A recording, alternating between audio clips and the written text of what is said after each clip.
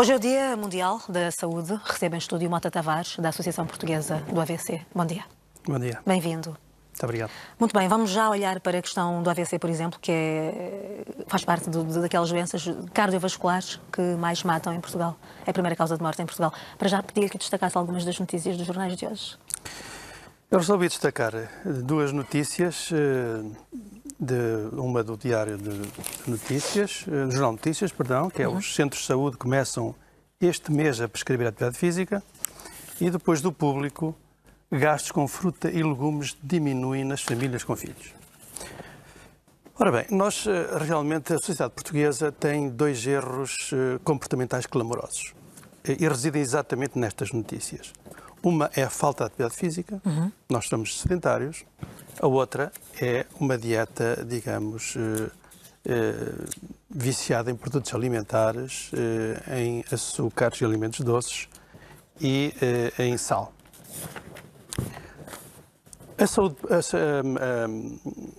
A atividade física é fundamental.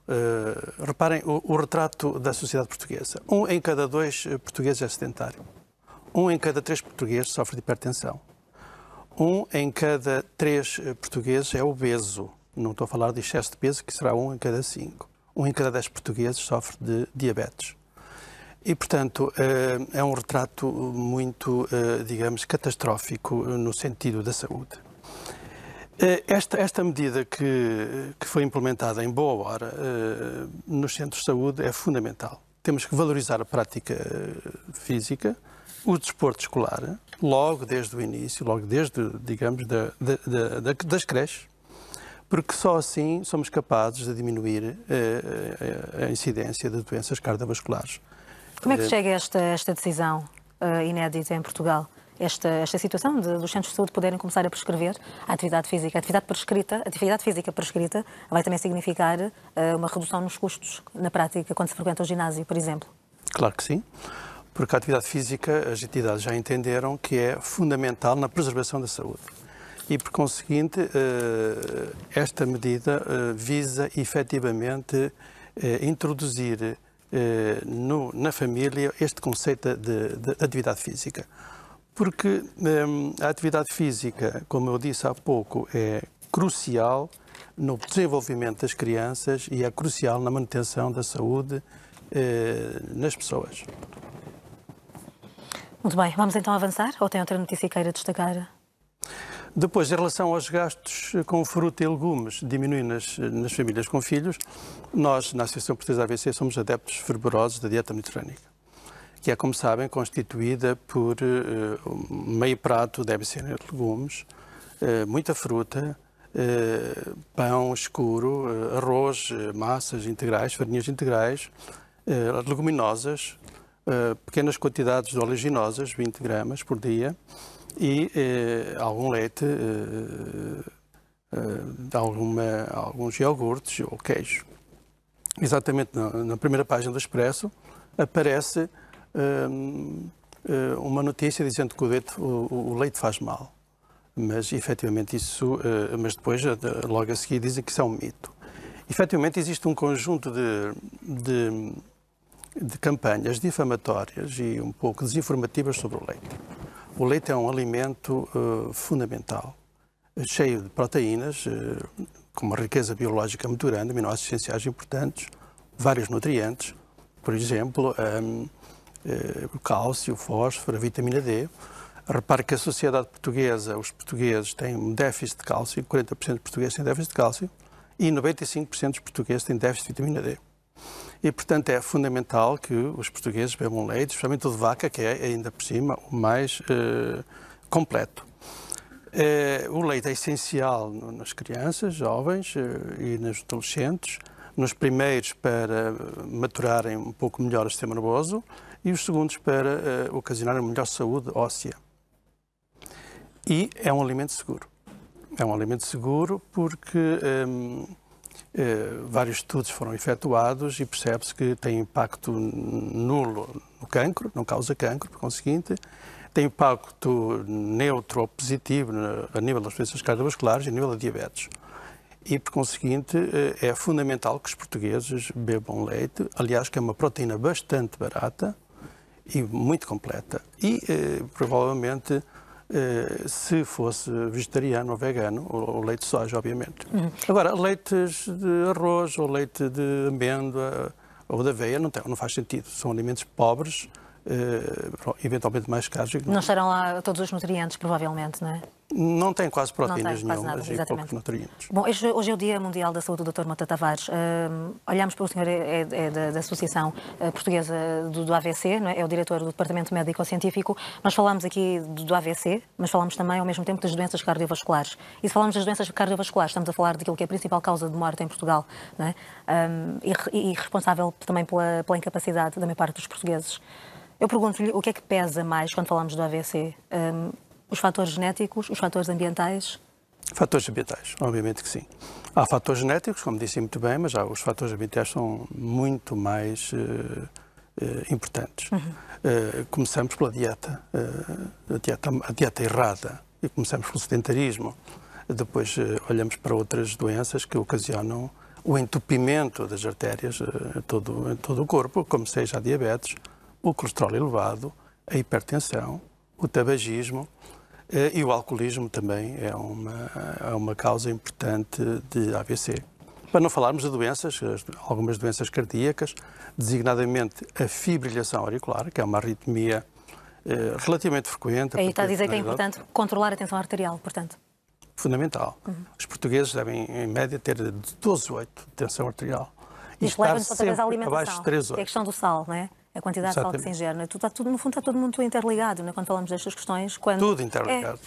Se nós praticarmos exercício físico, se nós tivermos a dieta mediterrânica, vamos ter menos hipertensão, menos diabetes, menos colesterol. E, portanto, está tudo interligado. Se tivermos menos hipertensão, temos menos fibrilação auricular. Se formos menos obesos, não vamos sofrer da apneia do sono, que é outra doença que está por trás do AVC também. Exatamente. Aqui entra a questão do rastreio também, a importância do rastreio em qualquer patologia, nesta também. Aqui o que se faz é o rastreio aos fatores de risco cardiovascular? Não só, claro, queremos saber se o doente tem colesterol elevado, se tem tensão elevada, se tem obesidade, mas também queremos saber se tem insuficiência cardíaca, que é uma causa da AVC. Queremos saber se tem diabetes ou se está em risco de ter diabetes. Queremos saber se tem apneia do sono. Nós fazemos todos esses inquéritos e determinamos o risco vascular em cada doente. Já é organizado o rastreio em Portugal quando se fala do AVC? Não, não é. Não é? Nós, na Associação Portuguesa de AVC, fazemos isso. Exato, não, isso eu sei. Por isso é que lhe perguntava se é uma situação pontual, neste caso na Associação e noutros casos, mas a nível nacional organizado não temos ainda. Mas como é que se explica isto, sendo que é a principal causa de morte em Portugal, as doenças cardiovasculares? E não é só na prevenção. No tratamento também temos sérias lacunas, porque efetivamente ainda há hospitais que não têm a qualificação, na nossa perspectiva, de tratar AVCs.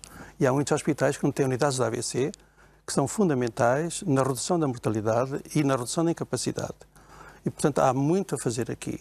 E nós, a Associação Portuguesa do AVC, tendemos a denunciar com energia todos os hospitais que não tratem bem os AVCs, porque nós somos os guardiões dos doentes que têm AVC e, portanto, nós não vamos ceder aí. Até porque a intervenção, a partir do momento em que se tem esses sinais de alerta, e já agora em relação aos sintomas, fala-se muitas vezes nos 3 F, a face, a fala e a força, a perda de força, a questão da fala também com dificuldade, e quando se fala da face tem a ver com o desvio da própria face ou da boca, por exemplo, não é?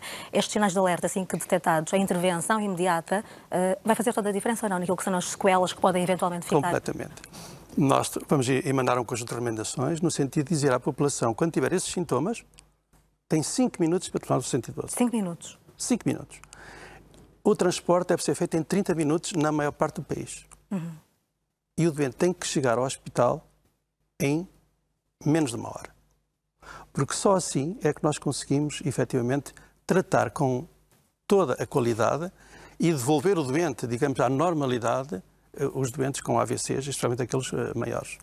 Sem que fique com grandes sequelas, né? São mais de 30 milhões as pessoas afetadas com AVC no mundo inteiro. Em relação à vossa associação, a Associação Portuguesa do AVC, de que projetos é que estamos a falar? O que é que dão, por assim dizer? Nós temos 4 pilares de atuação. O primeiro é a medicina preventiva, que já falámos, e ensinamos os doentes, nomeadamente uma coisa muito simples e que é feito pouco em Portugal, palpar o pulso. Nós achamos que todos os cidadãos acima de 50 anos têm que palpar o pulso. Isso significa exatamente o quê, doutor? É colocar 2 dedos sobre a artéria radial e está a 30 ou 60 segundos. Se for regular o ritmo, está tudo bem. Se for irregular, possivelmente é fibrilação auricular, que é uma doença, como sabem, muito frequente e capaz de ocasionar o AVC, porque desloca, favorece o processamento de coágulos no coração e faz-los deslocar para o cérebro, entupindo uma das artérias, maior ou mais pequena. Só para complementar aqui, eu há pouco falava nos sinais de alerta, a questão da face, a fala afetada, a força reduzida, mas também acontece muitas vezes uma dor de cabeça muito intensa, não é? E a visão também afetada. Nós não falamos na dor de cabeça, porque ela é invulgar, é extremamente invulgar como sintoma do AVC. E iríamos exagerar na preocupação dos portugueses, se falássemos na dor de cabeça. Realmente isso está descrito, mas os típicos sintomas da AVC são os que acabou de referir e depois existem outros, efetivamente, menos típicos, como uma confusão aguda, em que as pessoas estão bem e de repente começam a fazer e a dizer disparates. Isso é muito importante. Poderá ser um AVC ou a perda de visão num olho, justamente num olho, embora os livros falem nos dois olhos, mas isso é completamente excepcional. Também não falamos nisso. E obviamente, quando uma pessoa tem um olho cego ou desfocado, altamente desfocado, ver tudo no bueiro, vai ao médico, quase certeza, e portanto não é um sinal típico da AVC, mas pode significar AVC. Como a perda de equilíbrio súbita também, que leva à queda. Também pode ser um sinal de alerta. Um sinal de alerta. Muito bem, fica aqui o essencial neste Dia Mundial da Saúde, quando olhamos para as doenças cardiovasculares, principal causa de morte em Portugal, particularmente o AVC. Muito obrigada e parabéns pelo vosso trabalho. Muito obrigado.